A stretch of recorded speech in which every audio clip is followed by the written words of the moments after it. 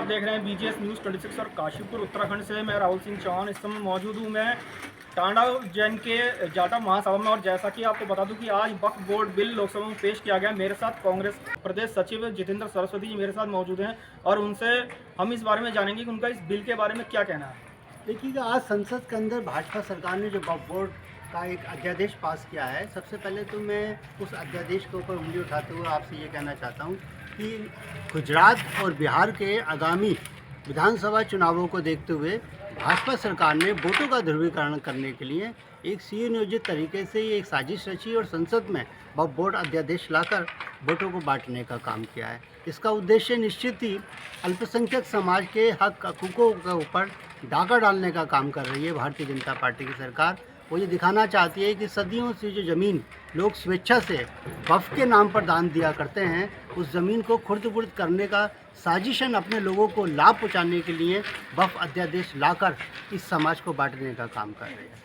जितेंद्र जी, BJP का कहना है कि जो वक्फ बोर्ड भी लाया जा रहा है, इससे जो है जो मुस्लिम है उनकी जो ज़मीन जो जिन पर कब्जा किया गया, जो भ्रष्टाचार किया गया, उससे मुक्ति मिलेगी। इसके बारे में भारतीय जनता पार्टी पहले ये बताए कि ज़मीनों पर कब्जा किसने किया है। क्या उसके पास इस तरह की कोई लिस्ट है कि वक्फ बोर्ड की ज़मीनों पर किसी ने कब्जा किया है? पहले उस ज़मीनों के कब्जादारों को लिस्ट आउट करें, फिर उसके लिए वक्फ अध्यादेश लाकर समाज के सामने पेश करें। आप ये सोचिएगा, अगर कोई भी व्यक्ति वक्फ को अपनी ज़मीन दान देता है तो वो किसी दबाव में नहीं देता।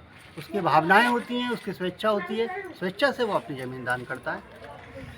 इसमें कई मुस्लिम पुरुष और महिलाएं भी उनका समर्थन करते हुए देखे गए। इस बिल का इसके बारे में आप क्या?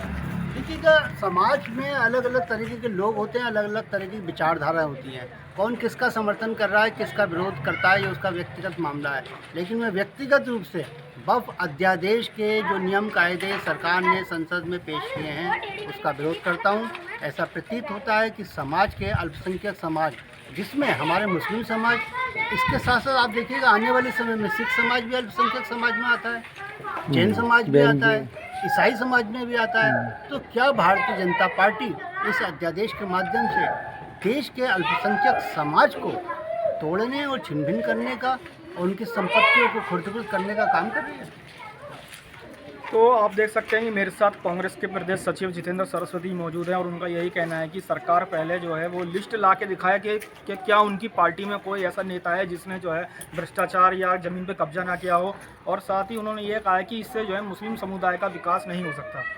कैमरामैन पैट्रिक वाद के साथ काशीपुर उत्तराखंड से मैं राहुल सिंह चौहान।